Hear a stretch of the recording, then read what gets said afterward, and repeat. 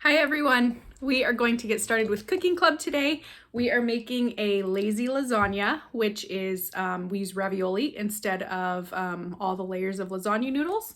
So it tastes very similar though, because you know, a noodle's a noodle. So what you'll need is a prepared baking dish, meaning we've sprayed it with a nonstick spray.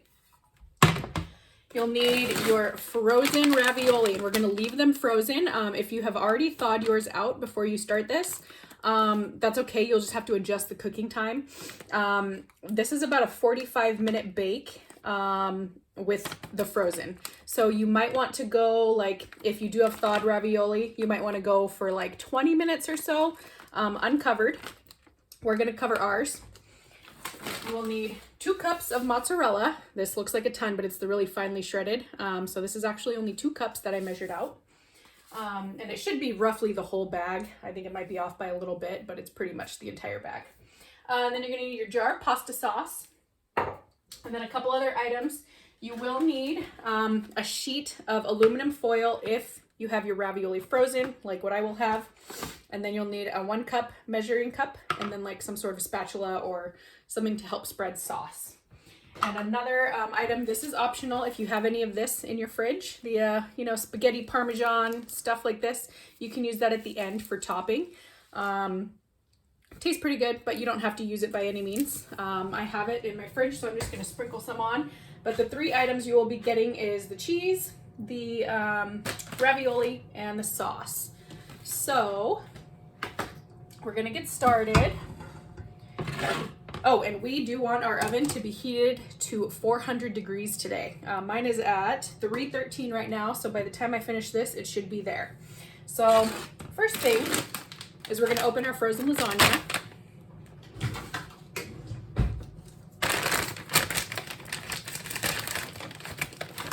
And if you want to prep your cheese like I did by putting it out on a plate, I think it's just easier to work with that way than reaching into the cheese bag and trying to like measure and do it all. I like to measure everything out beforehand.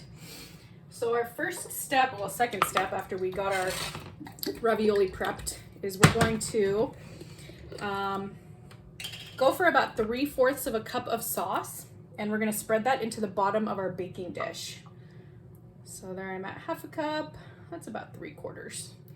And again, you can eyeball it. This is a really easy thing to just kind of mess with. One thing that you can do, let me get you a little bit closer.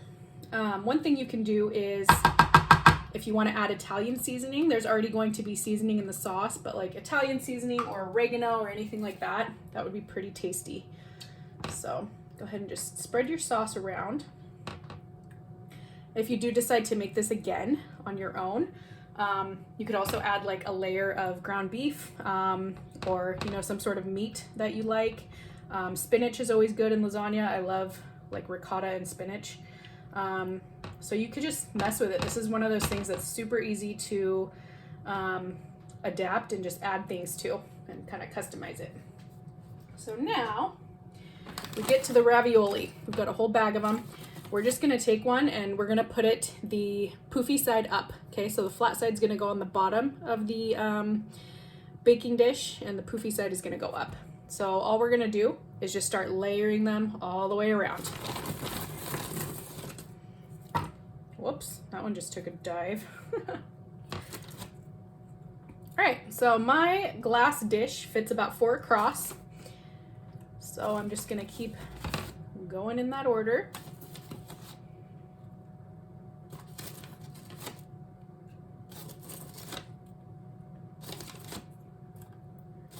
This is something too you could spread out on a plate if that helps you.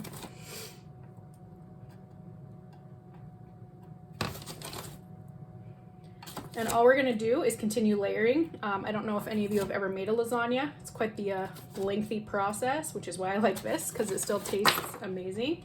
And it takes like way less time and less effort. Lasagna is a good one to know how to make. It just is time consuming, so if you ever attempt it, know that you're looking at a few hours.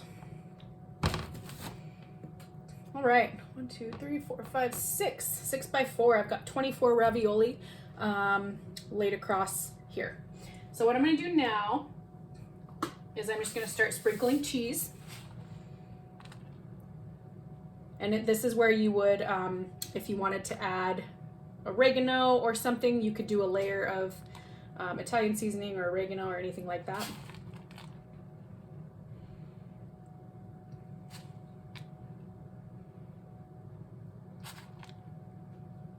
Okay, so now we start the process over again.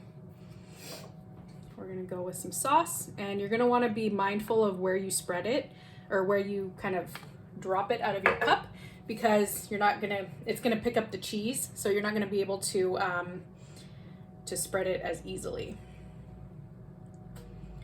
However, when it does start cooking, the liquids are gonna spread themselves out, so don't worry.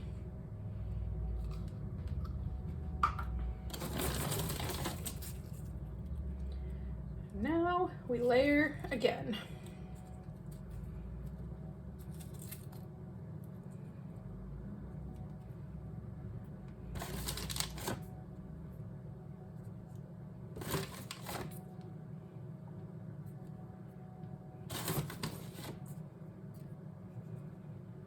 And in the second layer, depending on if your dish is like mine, you might be able to get 5 all the way across, or however many, you know, you initially used. I'm using a 9x13.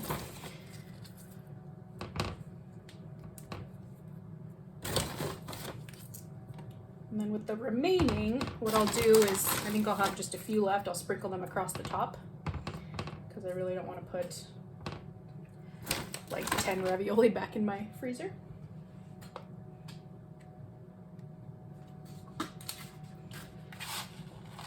More cheese.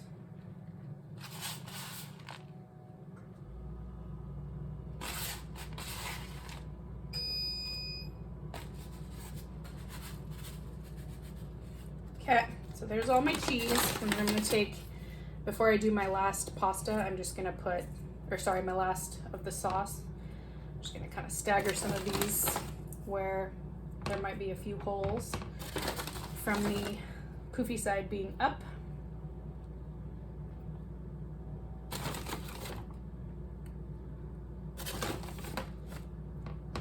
All right, that looks pretty good. What I'm actually gonna do now is just get a spoon. So I'm using a cereal spoon. I think this will help me use the last of my sauce in like an easier way. And you want to get everything covered, so make sure you get some sauce on the ones that you used to top.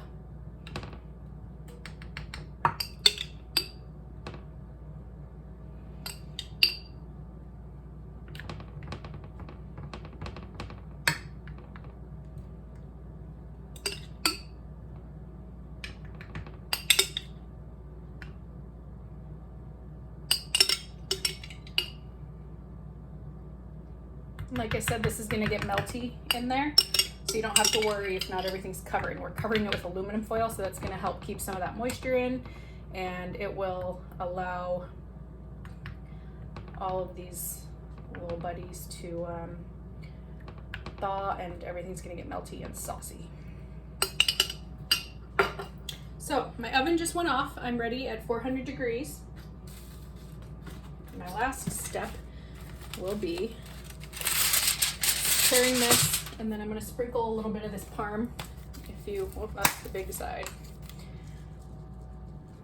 If you have this, great. It doesn't take much, or you can wait till it's done cooking, kind of how we do with spaghetti, and you can add it on after.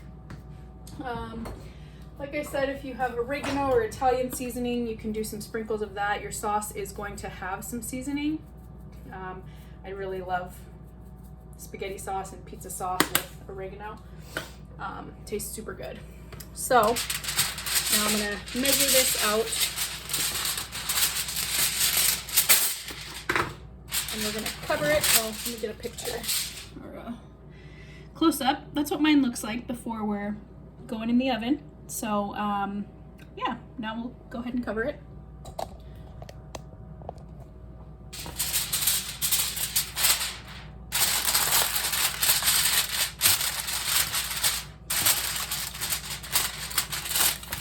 Just crimp the edges underneath the side.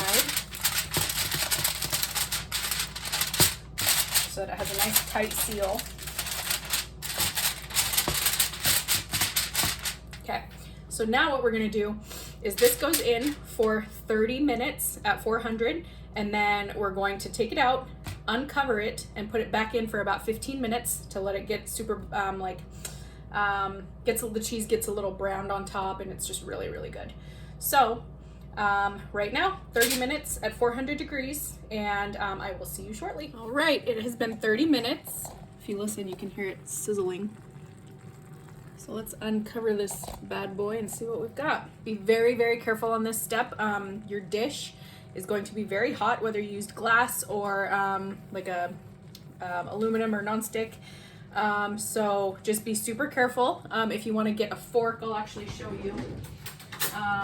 Or a knife, like a butter knife or something, you can actually peel away the edges, because I just really don't want anyone to burn themselves. So be super careful and get an edge peeled up. And then voila. So these are like looking pretty good. So now what we do, we're gonna go back in for about 15 minutes. And if you wanna do less time, that's fine. One thing that I am gonna do, because they're getting a little bit dry right here, I'm just gonna kind of scoop, kind of like a turkey situation. You always have to baste the turkey on Thanksgiving so it doesn't dry out. I'm just gonna scoop some of the sauce and put it on one of those. Use a smaller spoon this time, just to kind of, but see how it's melty? Like what I was explaining earlier, it's all gonna melt. Make sure you spray your sides really well. I got a couple parts right here. This side I didn't spray well enough, so I've got some sticking from my sauce. So you definitely want to be really, really good with the non-stick spray before we start.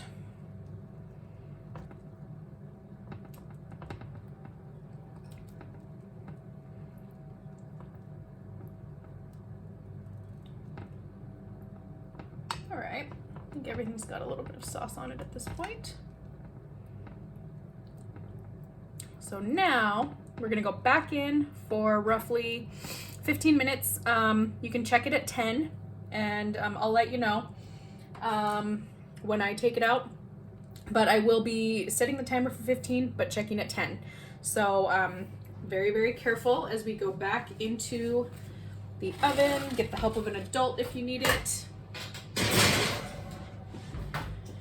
I will see you back here in 10 minutes to just check on it. All right, so this is super bubbly right now. I'm thinking it looks pretty good to me. What I'm gonna do is take one out and slice it, and just make sure the inside of it is heated up enough, which I'm totally sure it is. You know, it's been in there for quite some time, but we just wanna make sure. Please don't burn yourself when we do this. So it's really just the cheese. We want to make sure everything is thawed out. Oh yeah, that is good. If yours isn't, go for 5 more minutes. You just want to watch the cheese on top. Another option is to save some of the mozzarella and sprinkle it across the top, and that's going to make it really like kind of a crispier cheese. So yeah, that is this recipe. Like I said, if you want to add like ground beef in between, like layers of that, you can use ricotta cheese. You can add in pretty much anything you'd like. This is a really easy one to adapt to what you like specifically. But if you make any changes or anything that you thought was really good, let me know. I'd love to see it. And send me pictures when you're done. And I will see everyone next week. Bye.